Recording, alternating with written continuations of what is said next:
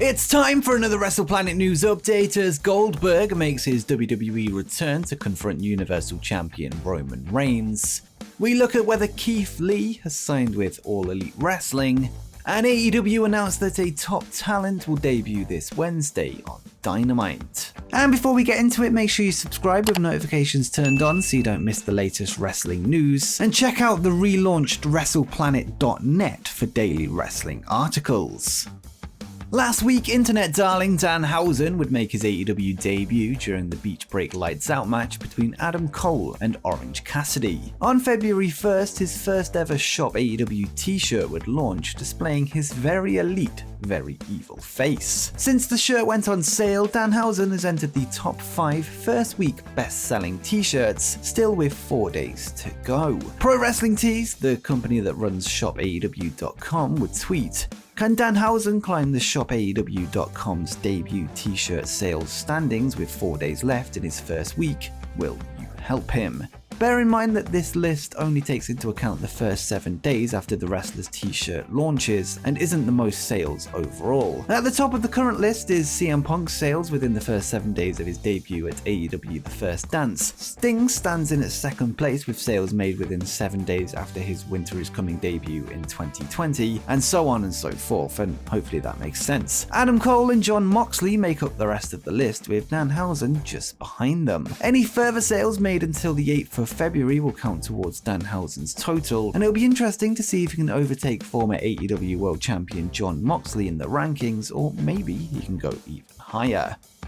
And speaking of AEW, let's go to an announcement made on last night's episode of Rampage for the next Face of the Revolution ladder match. AEW would reveal the first qualifier for the prestigious ladder match, and it will take place this Wednesday on Dynamite, although the 2 participants are yet to be confirmed. The eventual Face of the Revolution ladder match will go down on March 6th from the Edition Financial Arena in Orlando, Florida at the AEW Revolution 2022 pay-per-view. The first ever edition of the match would take place last year, with the eventual winner Scorpio Sky, as well as Cody Rhodes, Lance Archer, Max Caster, Penta El-Zero-M, and the debuting Ethan Page all taking part. The winner will be crowned when they grab the brass ring that is hanging above the ring, earning a shot at Sammy Guevara's AEW TNT title at some point in the future.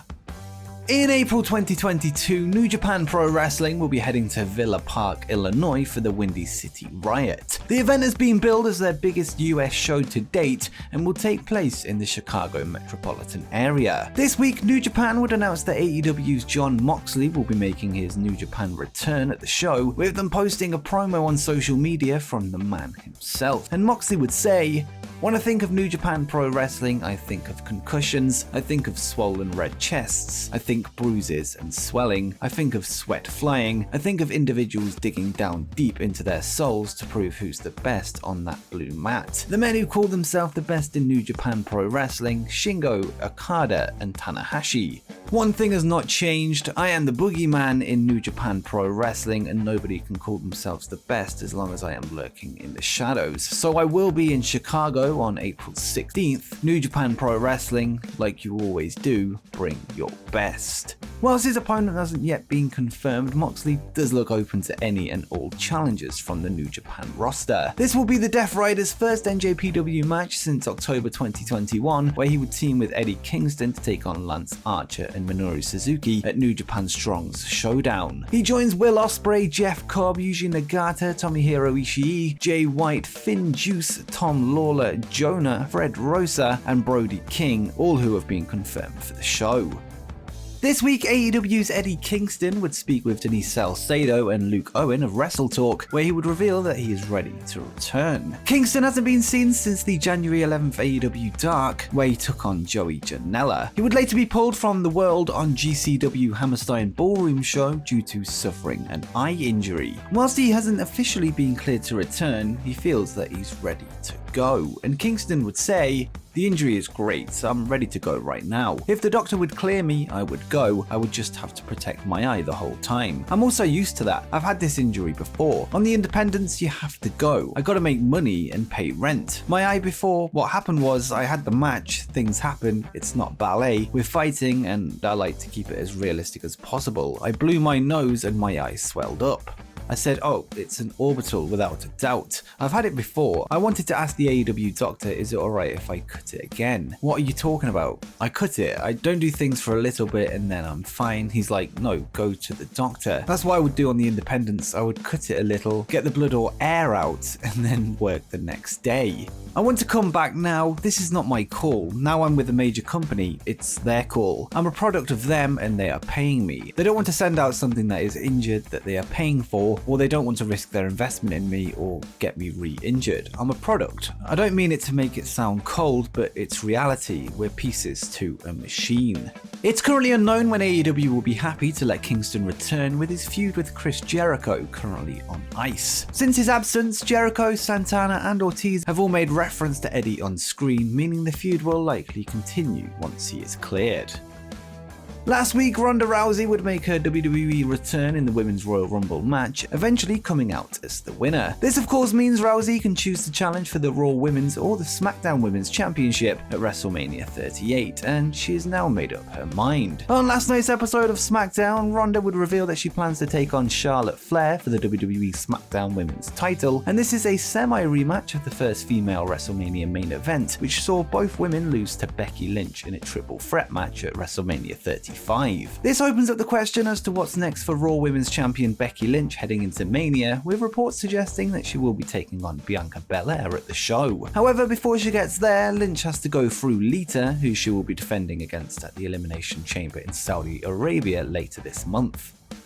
And speaking of SmackDown, last night's episode saw the return of a Hall of Fame talent. The show would open up with the Bloodline making their way to the ring. Paul Heyman would then praise Roman Reigns before explaining why he turned his back on Brock Lesnar at the WWE Royal Rumble event to realign with his tribal chief. Heyman would then call for the Oklahoma City crowd to acknowledge Reigns before being interrupted by the music of Bill Goldberg, who stormed to the ring. Goldberg would say that he does acknowledge Reigns, but only as his next victim. He would then issue a challenge for the WWE Universal Championship before telling Roman that he's next. The company would then confirm the match for the upcoming Elimination Chamber event in Saudi Arabia. This will likely be Roman's last defense of his title before battling Royal Rumble winner Brock Lesnar at WrestleMania 38 in April, with Goldberg having very little chance of walking away as the winner. 3 of Goldberg's last 4 WWE matches have been for a major title belt, with him coming out on the losing side every time. He lost to Braun Strowman for the Universal title at WrestleMania 36, Drew McIntyre at Royal Rumble 2021 for the WWE Championship, and then losing to Bobby Lashley at SummerSlam 2021 again for the WWE title. Roman Reigns was Goldberg's original opponent for the Mania 36 match, although Reigns had to pull out due to the ongoing pandemic, with the match now set to take place 2 years later.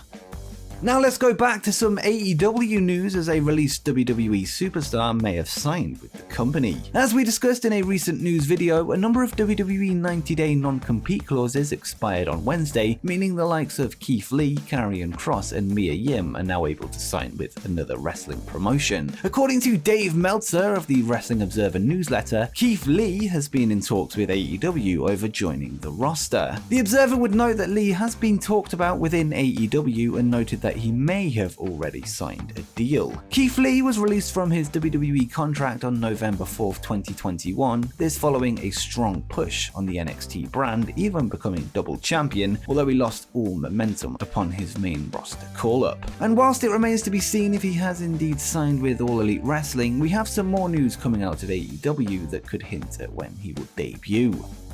On last night's episode of AEW Rampage, the company would tease a big surprise for this Wednesday on AEW Dynamite. They would announce that a top wrestler is set to walk through the Forbidden Door. AEW President Tony Khan would then address the announcement on Twitter after the show, and he said, "As referenced on AEW Rampage, I have a surprise on AEW Dynamite Live on TBS. A top wrestler will walk through the Forbidden Door this Wednesday and debut in AEW. More info to come. Thank you to everyone who joined us for a great Rampage tonight. See you Wednesday on TBS." Khan would then clarify the use of the words Forbidden Door, stating that it doesn't necessarily mean somebody is coming from a promotion AEW are on good terms with, and he added, The Forbidden Door can be opened for anyone from any wrestling promotion in the world, whether or not it's a company AEW is on good terms with, even if it's someone from a company that's open for business. They're also welcome to slam the door in the face of their prior company. The big announcement for Wednesday's Dynamite that we referenced on AEW Rampage, a free agent debut, and the person walking through the Forbidden Door are one and the same. They're walking in the door, signing a contract, and then slamming the door shut Wednesday on AEW Dynamite. These tweets seem to suggest that the signing is a former WWE superstar and not a talent trade from Impact, New Japan, or any other aligned promotions. I'd say it's pretty likely that the signing will be Keith Lee, especially after the recent Observer report, and if I had to guess, he'll probably be added to the face of the Revolution ladder match that was also announced last night, but that's just my opinion. But let me know what you think in the comments down below. And before you go, make sure you check out the truth behind the secret wrestling returns of CM Punk.